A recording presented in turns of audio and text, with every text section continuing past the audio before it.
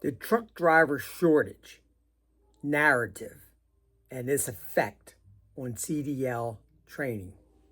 The narrative of a truck driver shortage may have slowed down in 2025, but is still alive in the industry.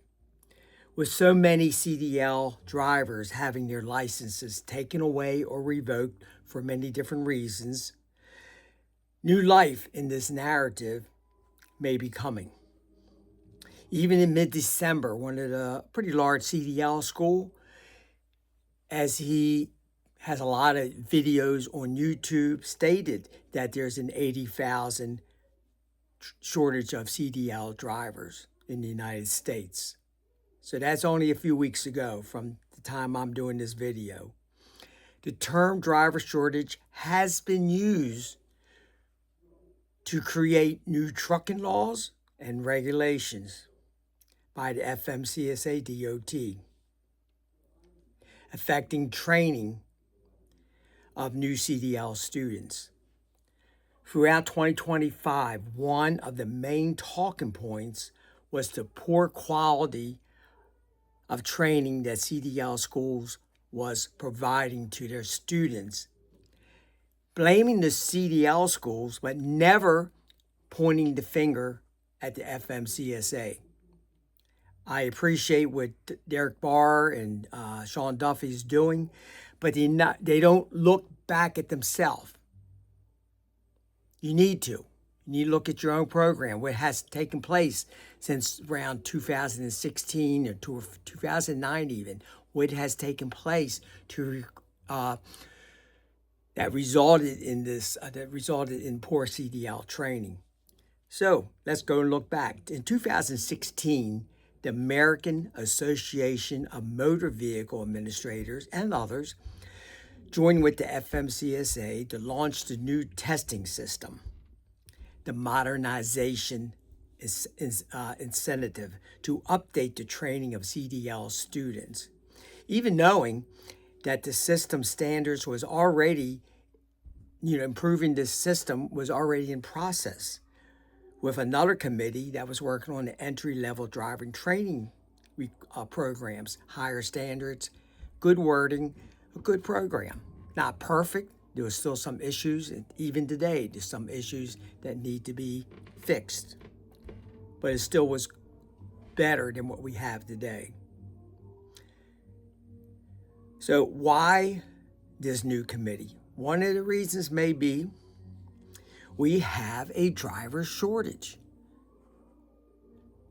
Even though this other committee was already in the process, and in 2022, the new entry-level driving training program was going to take place, and right on the heels of that, the new modernization training was coming in.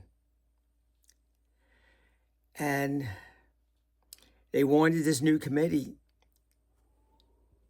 which pushed what they were doing, was once again the driver shortage and the need to cut the red tape, making the testing easier, in my opinion, replacing alley docking with an easier test. The reverse offset, they say, well, that replaces the alley docking. Just as good. What do you think? Replacing the parallel park with a larger alley, which always stays the same size. Now, if you had a 53-foot trailer and a sleeper, yeah, that was still pretty much the same. That was difficult. But most CDL schools went to a smaller trailer, smaller tractor, easily to get in the alley and pass that test. Man, it's easier. Reducing the number of items that need to be inspected on the CDL inspection, pre-trip inspection test. But they still left out a lot of safety items that every new CDL driver student needs to know.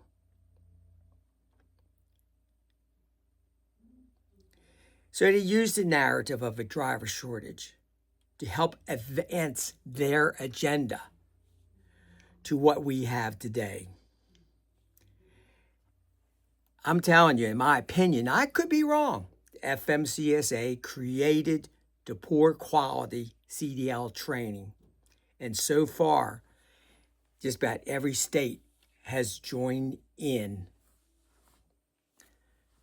So when will Mr. Duffy and Derek Bars, when would they start looking in their own backyard and talk about what took place early 2009 and 2016? When are they going to talk about that and the need to fix what they have created, FMCSA? And if I'm wrong, tell me I'm wrong on the bottom.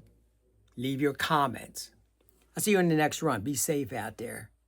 And speak up.